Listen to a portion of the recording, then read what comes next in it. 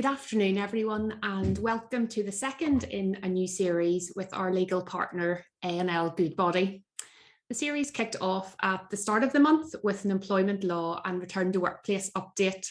And feedback from that first event was fantastic, with a 96% member satisfaction score and lots of really positive comments on our post-event survey. We have a huge audience booked on for this session, so hopefully we can match that real satisfaction for you today. For anyone who does want to catch up on the first session, you can do so on our website, which is charteredaccountants.ie/Ulster. My name is Zara Duffy, and I am Head of Northern Ireland at Chartered Accountants Ireland.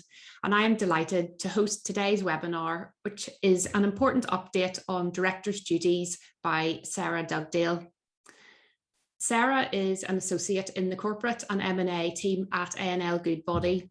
Since joining the firm in 2010, Sarah has advised on a large range of local and international M&A transactions and has gained extensive experience advising businesses on their corporate activities in Northern Ireland. Today, Sarah will provide a brief overview of directors' duties and touch on some recent and indeed prospective developments in this area. We are hopefully nearing the end of the COVID-19 pandemic, but no doubt the pandemic and the economic difficulties associated with it have had a considerable financial impact on many companies, which has brought the responsibility of directors into much sharper focus. With this in mind, Sarah will cover the key considerations for directors and outline the best practice. Please feel free to put your questions for Sarah into the Q&A box at the bottom of your screen. The Q&A box is open now, so please feel free to start posting those. Please keep your questions general, as Sarah cannot answer specific legal queries in a webinar, but we will share her contact details with you should you wish to follow up with her directly afterwards. So we have a lot to get through, so let's kick off. I am delighted to welcome Sarah Dugdale. So good afternoon. It's great to be here today to talk to you about the really very popular topic of directors' duties. I am going to speak for around 30-35 minutes, so it will be fairly high level. And as Zara said, happy to take any questions in the question box, but also my details will be provided if at any point in the future you want to talk through anything in a bit more sort of fact-specific basis. A sort of a health warning at the start. I will slip into saying you a lot out of habit, as if I'm talking to a selection of directors, but I'm conscious that there's a sort of wider cross section of people here, so it's a force of habit. So when I say you, please forgive me and assume I mean you or your clients or otherwise as is appropriate. So in terms of what we're going to cover today, we touched on it, Zara mentioned it briefly. We'll talk about a bit of overview of the duties themselves. I'm going to touch on consequences and remedies, but I'll not dwell on them too much.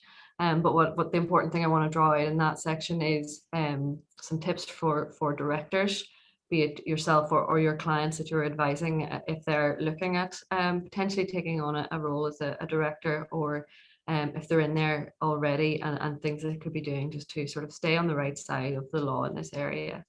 And then finally, I'll touch on some sort of recent developments. There's been a couple of cases in the last while, and sort of other developments which are just worth flagging and being aware of. So I wanted to start with this slide. Why should you care? I'm very conscious that directors' duties can be a fairly dry topic. As lawyers, we don't often enjoy talking about it purely because it's so hard to make it interesting, engaging, but hopefully I will achieve that for you today. But I suppose it comes down to the brass tacks of why do you care? If you fail to comply with director's duties, there are consequences. Those consequences are not just for the company, but also for the individual director. There are obviously ways to mitigate those risks, and joining a presentation such as this to get a better understanding of precisely what the duties are is a good way to start. It's just a sort of a really fundamental area that if you're thinking about taking on a role as a director or advising directors, you should really be aware of and be comfortable with, and to ensure that you can do whatever you can, as I say, to stay on the right side of the law. looking at the framework that's there prior to the 2006 Act, the various duties on directors were set out in common law, which is essentially case law. So the duties were determined through case law with the assistance of equitable principles, and there was additional case law to decide what each duty meant. So it was just a bit all over the place essentially. So the Companies Act tried to write them all down in one spot. So you now have 7, arguably 8 general duties set out in the Companies Act, which largely lift and reflect the duties that were there before, but have them all in one spot. But the old case law doesn't fall away at that point.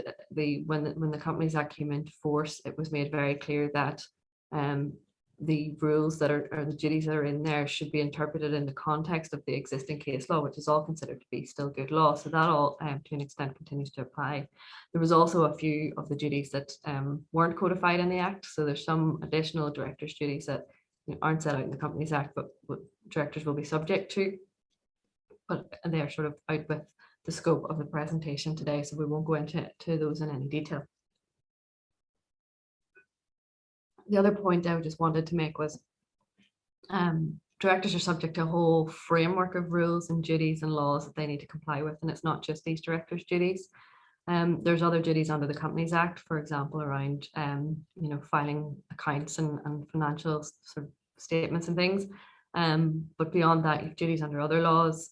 To think of a few, you've got health and safety, insolvency, environmental rules and regulations that you have to comply with, and other duties to third parties. So there's more to it than just the duties, and I think it will be dependent on the type of company that you're involved in or that your clients are involved in for them to have an understanding of what exactly that is and how it applies to them and to the companies. So who are the directors' duties owed by? They're owed by any person who's occupying the position of a director by whatever name called. So that's your de jure directors, as they're called, so officially appointed directors. De facto directors, which is any person who may not be officially appointed as a director, but is in fact, acting as one, and shadow directors, where that people whose directions the board tend to take and follow can fall into that category. It's worth noting that for the purpose of directors' duties, there's no distinction made between executive and non-executive directors. So whilst your role on the board is very different depending on what title you hold there, your obligations under directors' duties are exactly the same. Who are they owed to?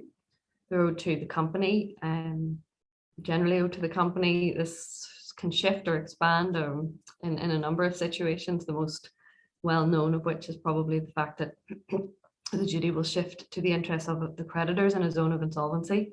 So the interest to the shareholders is displaced at that point. They're owed to the shareholders in that the shareholders have an enforcement right, and there's also a duty to sort of have regard to other stakeholders such as employees. Now it's a lesser threshold there, but there is always other stakeholders to take into account when making decisions, and that'll come out a bit more in the presentation as we continue. So the duties themselves, I'll have a quick canter through each of them, and I'll not dwell too long on any specific one. Your duty to act within your powers, essentially it means to act in accordance with the company's constitution, which is your articles, shareholders' agreements, resolutions, but also you have to act within you have to exercise your powers for the purposes for which they're conferred. So to try and give an example to explain that, if you are issuing shares in a company, traditionally that is done in order to raise capital for the company or to bring in a new sort of shareholder who will help the business to grow and develop. And if you're issuing shares for that reason, then great, you're probably on the right side of the law there. If you're actually issuing shares with a sort of motive of gaining control of a group of shareholders or to control of the sort of voting rights in a company, you're maybe on the wrong side there. It's not the real reason for why those powers are conferred onto you. The next there is the duty to promote the success of the company. And this one, it's the one that's subject to the most debate. Just saying duty to promote the success of the company probably doesn't hurt enough. It's, it's for the benefits of the members of the whole, having regard to a whole host of other things. And I will come on to this in more detail because there has been some recent developments that I want to talk about. So I'll save my comments on that one for later slides. But what I would say at this point is, I suppose one of the questions is, what is success? That is defined and determined by the membership in short. Generally and traditionally, it's to drive value through the company. That is starting to shift now, I think, in relation to sort of growing CSR concerns and ESG and that sort of thing. If you're a charitable company, it's probably more attainment of the objects for which the charity was set up. Your duty to exercise independent judgment is essentially that you shouldn't allow your personal interests to affect or in any way interfere with your independent judgment. It doesn't prevent you acting in accordance with your constitution or your articles, because obviously you have to comply with 171 to act within your powers. And it doesn't stop you relying on advice from third parties, provided that you exercise your own independent judgment on deciding whether or not to follow it. If you're a nominee director of a shareholder, you can take their interests into account, but ultimately when you're taking your decision, that decision should genuinely, in your opinion, be in the best interest of the company. You can also consider group companies in this limb, provided that the measure will ultimately promote the success of and be for the benefit of the company as a whole. 174, which is your duty to exercise reasonable care, skill and diligence, and this one becomes a bit of a tongue twister for me. So you have to exercise reasonable care, skill and diligence that would be exercised by a reasonably diligent person with, and there's two limbs here, the general knowledge, skill and experience that may be reasonably expected of a person carrying out those functions in relation to that company. And the second limb is a general knowledge, skill and experience of a director that actually has the skill, knowledge and experience that you actually have as a director. So if you're on the board as a sort of a financial background, there may be a higher expectation on you or a higher threshold there when you're making decisions around financial matters. Equally, if a lawyer's on the board, there's a higher threshold on legal matters, and if you have a client who's on a board for a very technical or specific reason, then that's something that they should be aware of, that there just might be a higher threshold there.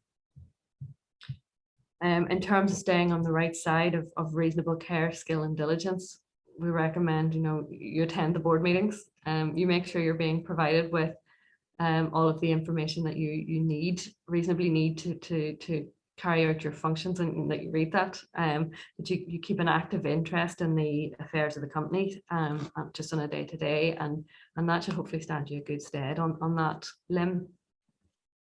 175 is your duty to avoid a conflict of interest. So to essentially avoid any situations where your direct or indirect interests may conflict with those of the company. Sort of applies in particular in relation to exploiting property, opportunity or information that you sort of are aware of through the company. And it doesn't apply in relation to any sort of declaration of interest that you make under 177, which we'll come on to, but it's a separate, distinct, so the two don't overlap in that way. But you won't be in breach of this one if the situation can't reasonably be regarded as likely to give rise to a conflict. So there's a bit of an analysis there, and it can be authorized by the board. Now it can generally be authorized, I should say, unless the articles prohibit it. But most articles these days, if they're up to date and sort of in line with the sort of model articles or good practice, will have a process there for authorizing your conflicts. Other things a board can be doing, I'm not sure how many companies do it, but maintaining a register of interest and keeping that under review. Directors personally should disclose any potential conflicts that they have on joining the board, but also keep that under review. And it's not just any that you think of yourself. Have a think about your other directorships and how they may impact, but also any people connected to you, because it's your indirect interests also.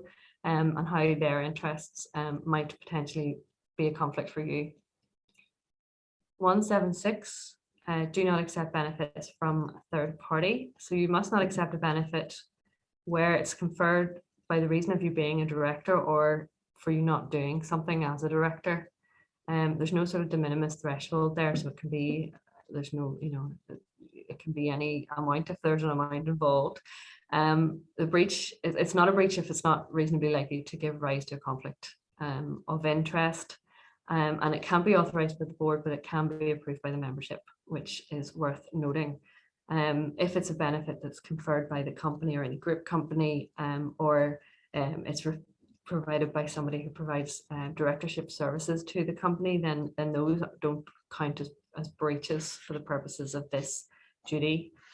Corporate hospitality is the first thing that sort of springs to mind when you talk about this one. And I know a few years ago when the rules were changing around that, everyone was wondering how it was going to flesh out. But I think that the main thing to think about is think about the level of the benefit, think about the surrounding circumstances and expectations, and as to your future conduct, what the person giving the benefit is trying to achieve, and hopefully you can stay on the right side of that. 177 and 182 I'm going to deal with together. So duty to declare an interest in a proposed transaction or arrangement, and 182 is an existing transaction and arrangement. 182 actually carries criminal liability if you fail to comply with it. For some reason 177 doesn't, but it's just worth noting. For both of them, there's not a breach if you're not aware, or if the director's not aware, or couldn't reasonably be expected to have been aware of the interest in that transaction. It's not required as well to declare an interest where it cannot reasonably be regarded as likely to give rise to a conflict. If it deals with, you don't have to declare if it deals with the terms of your service agreement, provided the board sort of were aware of the terms of your service agreement. And you're not required to declare where the other directors should already be or ought reasonably be aware of the interest itself.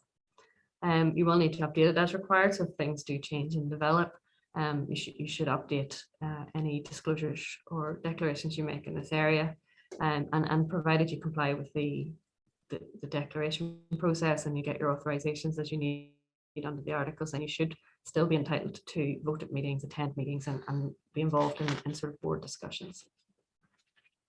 So that is the director's duties in a nutshell. How long do you owe them for? You tend to owe your duties from the moment you start being a director, and generally they cease when you cease to be a director. There's two exceptions to that under two of the duties there: to avoid a conflict of interest and to accept benefits where they run beyond your directorship.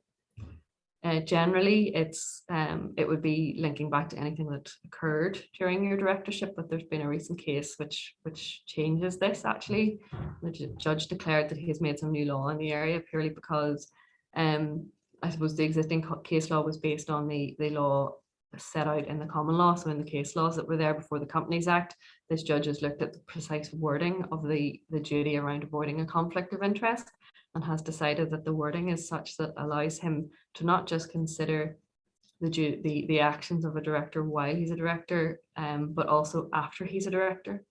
So in this case, the facts are all over the place. It's fairly complicated, but I think in short, essentially what happened was he had a company A. There was a director in company A. He resigned from that company, and then after he had resigned, started working in a new company, company B, and was obviously in a director capacity there. There was a contract in place between company A and company B. I think in company B, he essentially said, we could be doing this, we don't need them, let's terminate that contract. And so they did, they terminated the contract, and that company started to do this piece of business themselves.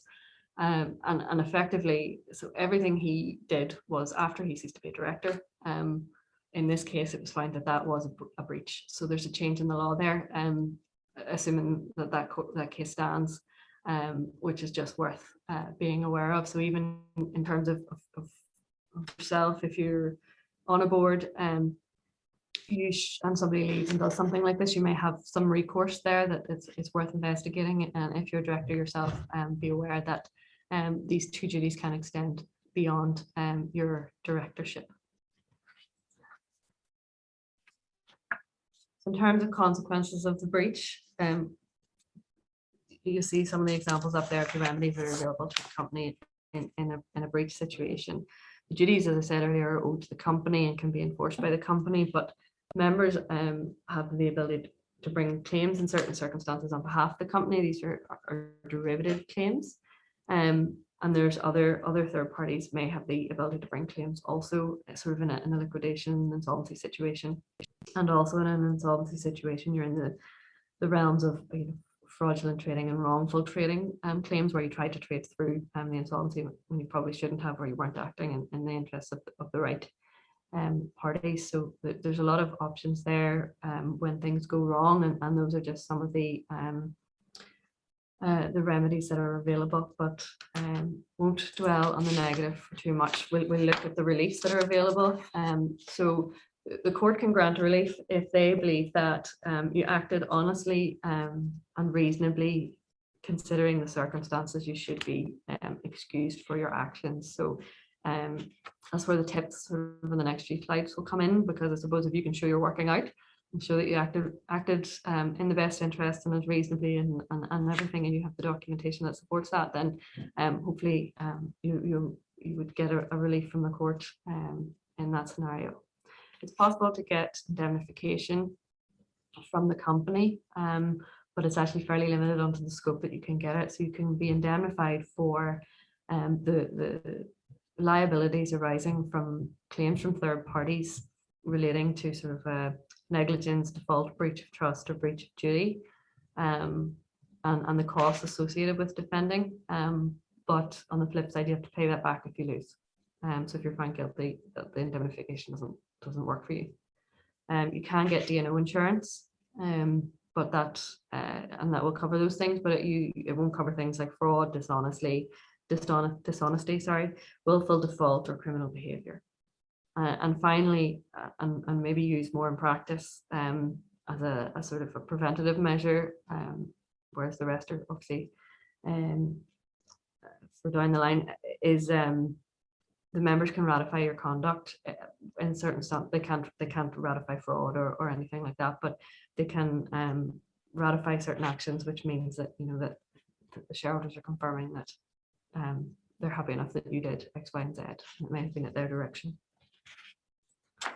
So before you take a director's appointment, there's probably 4 questions that we recommend that you ask yourself.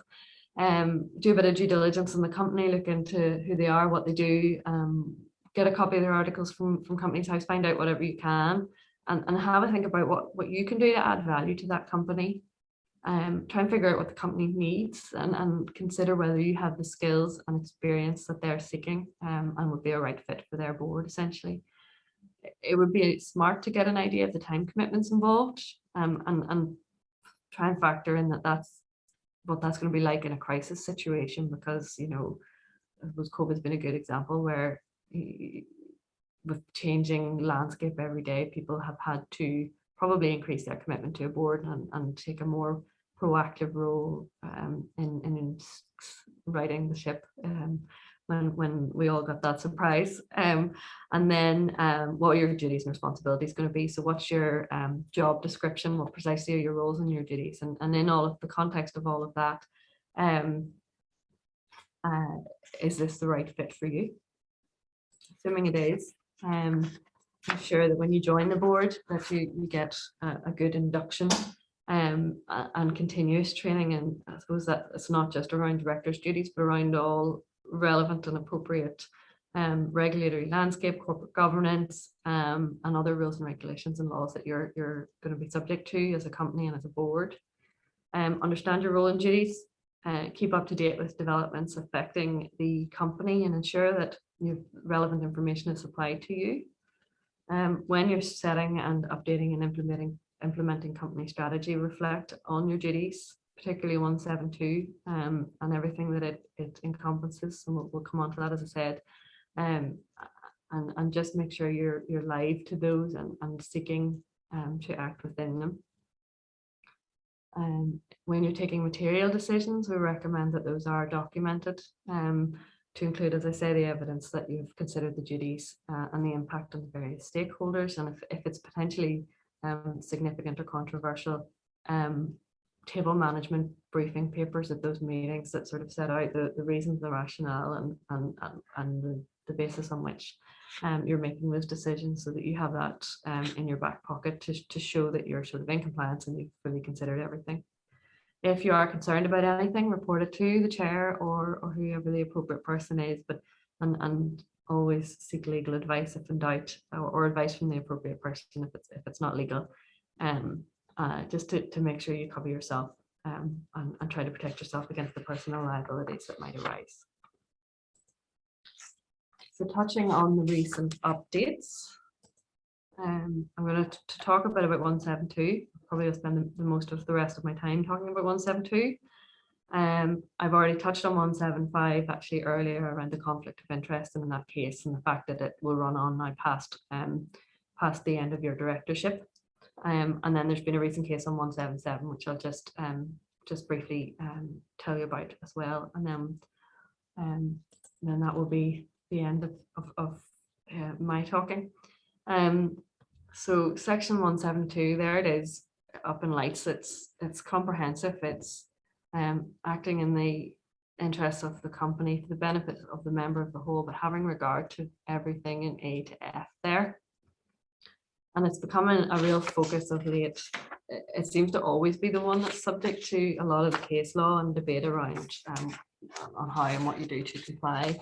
It was most recently, and in light of governance reports that came out around BHS and Sports Direct, there was a real concern that there was a systematic failure to implement this duty and follow it.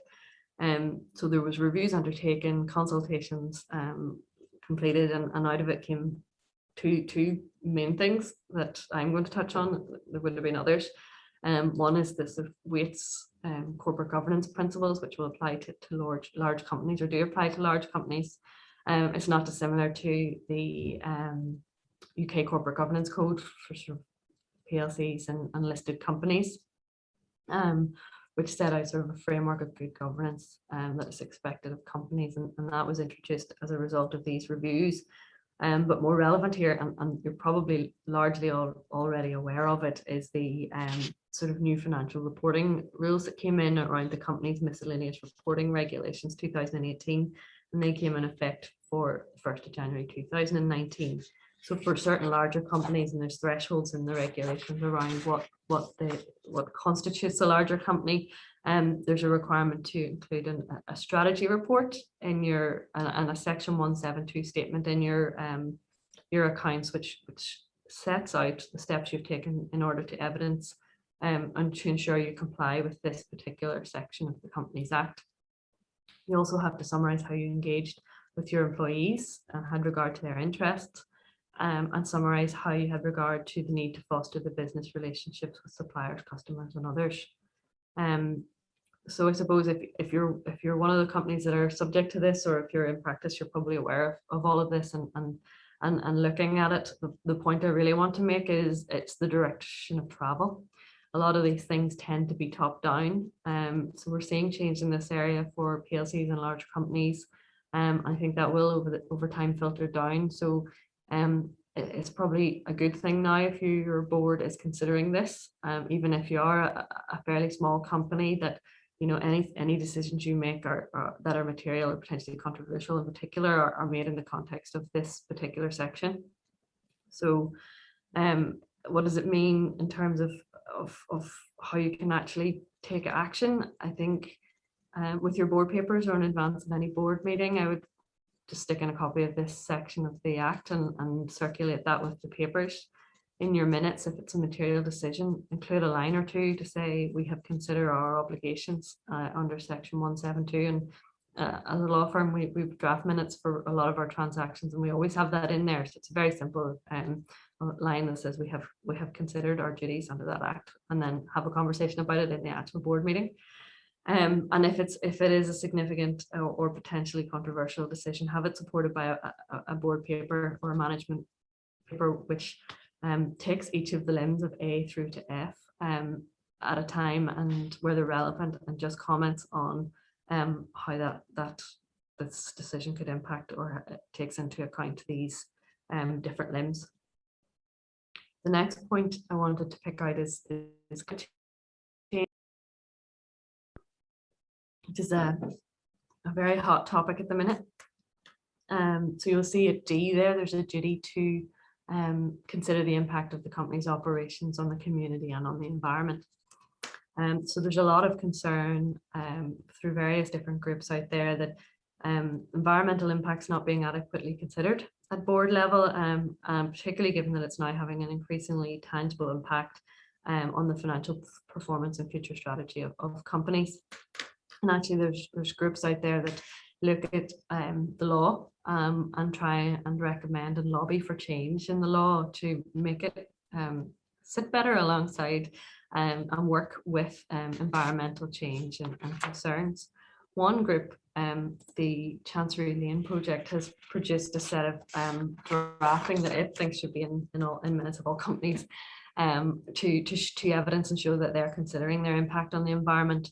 It's obviously not standard practice at the minute, but it is something just to be aware that it exists. And I would say that I suppose if you're making any decisions that this could potentially be relevant for, there's wording out there, and you can certainly you'll get a copy of these slides, so you'll have that. But if it's something that might be useful for you, that it exists.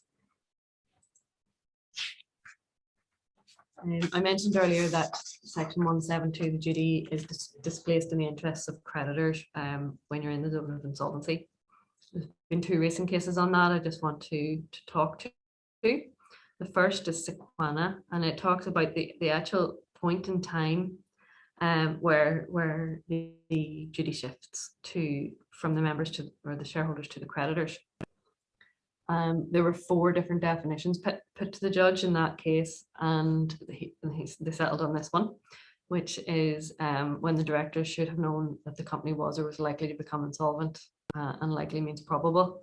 However, it's subject to appeal, which happened actually in May, so I don't believe a judgment has been released yet.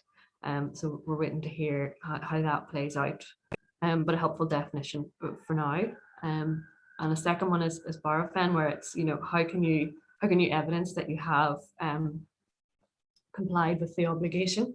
And there was sort of objective tests and subjective tests put out there, and the court in that case decided that if the director can honestly believe that their conduct was in the interest of the creditors, then they're probably in the right spot.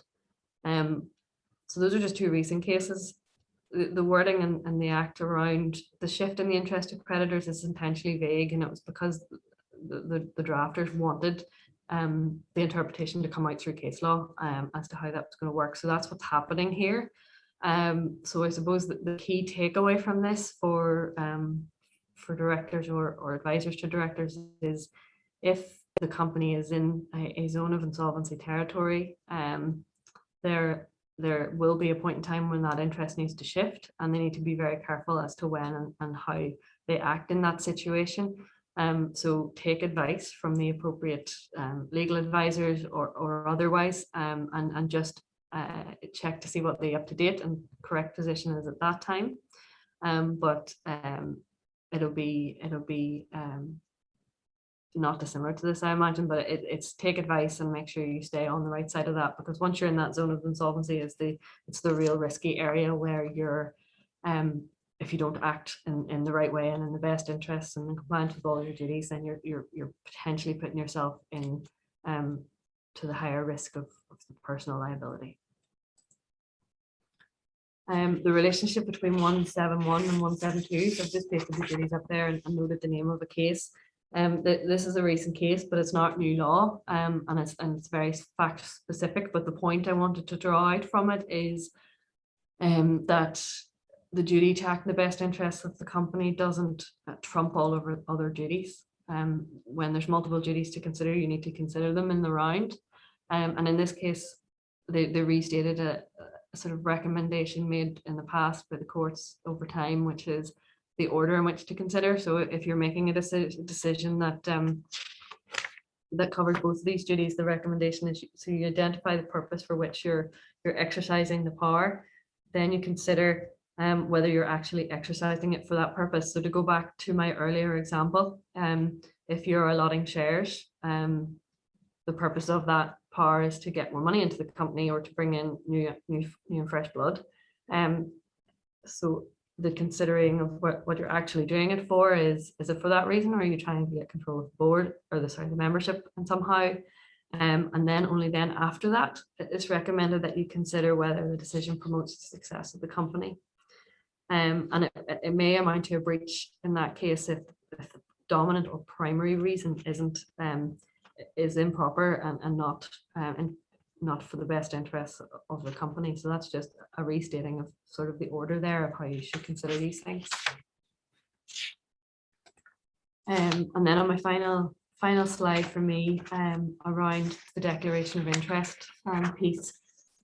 There was the case law around timing. So 182 actually sets out that you need to make your declaration as soon as practicable. There isn't a similar time frame around 177, so that's why the courts are looking at it and making a decision on it. So in this course, this case, in Fairford, they said that it just needs to be made without delay.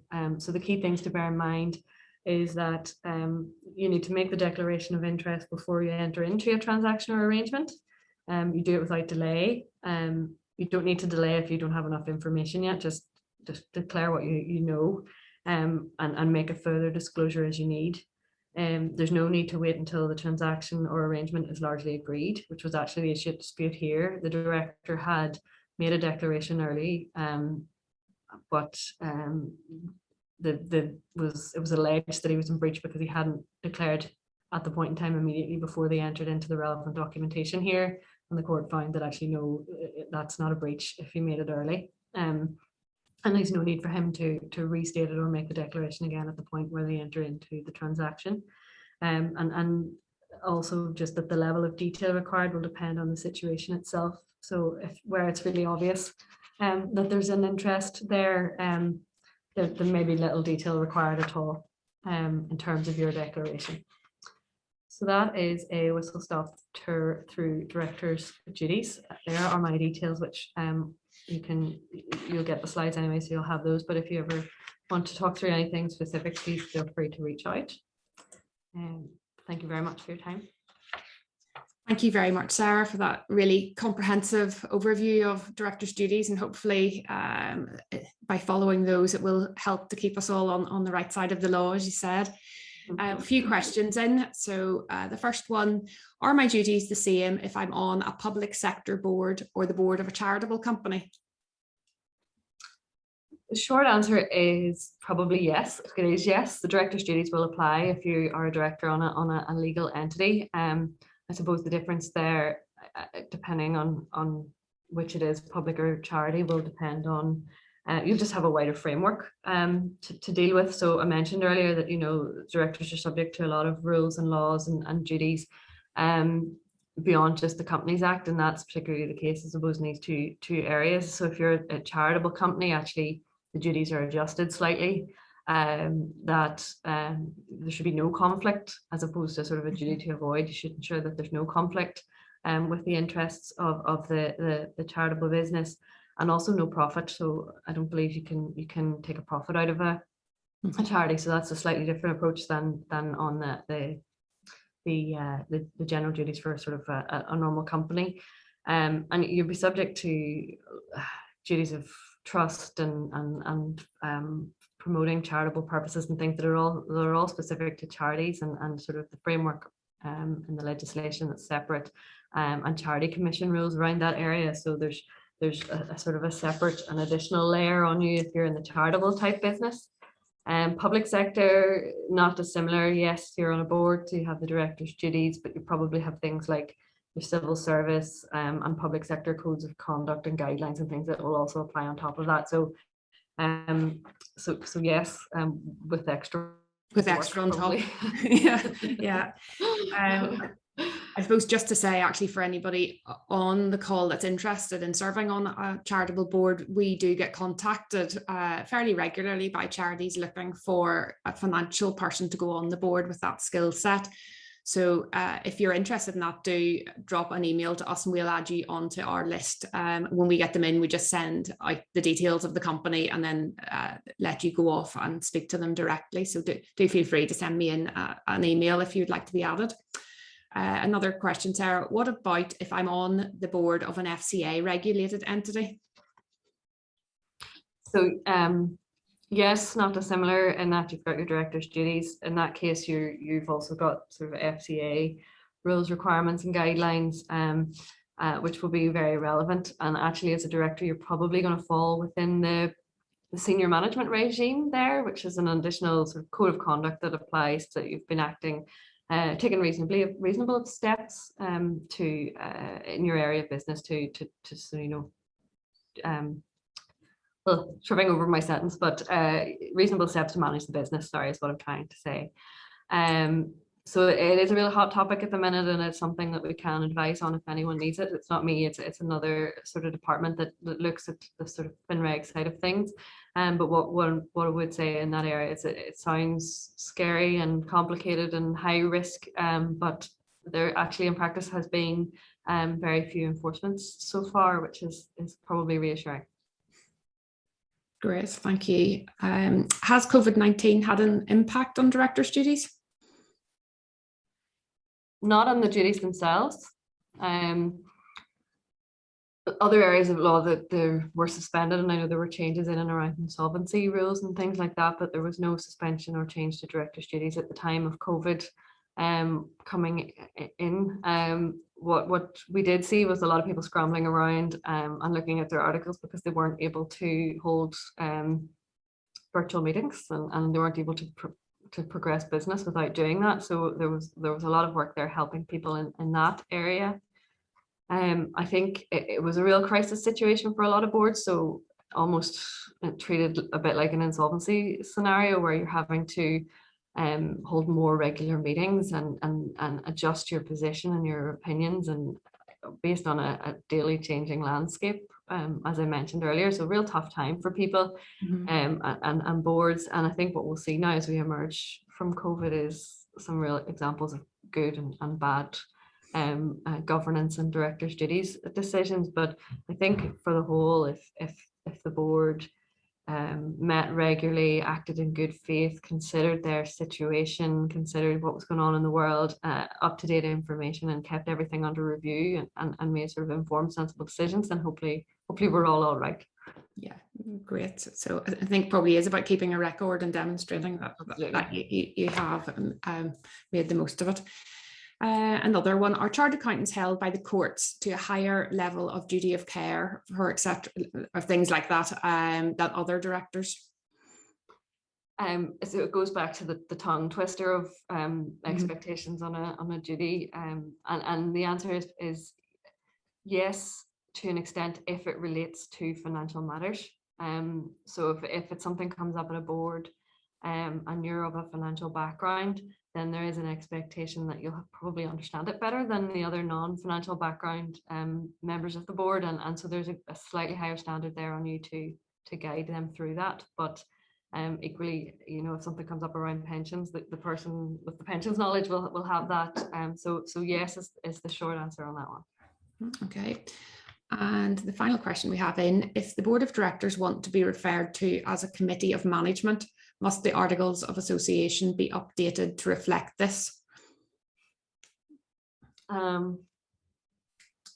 Probably, well, it depends. You can, and it's probably recommended that if that's how you want to refer to them, that you do. But in practice, it's just phraseology, presumably. So you mean as long as everybody knows and understands that it's essentially the board and the articles refer to the board, then you can probably get away with not changing it. So I suppose it's depends on yourself and how you want to do it. But I suppose at the end of the day, it will be board and it will be directors, and you'll all be subject to the directors' duties that come through with that. And terminology wise, absolutely fine. I would say to use whatever it is you prefer to use. Okay, great. Well, those seem to be all the questions that we have got in. So thank you very much again, Sarah, for your time today. It's certainly been a really interesting session. And thank you to everybody that joined us on the call. The recording and the slides will be circulated.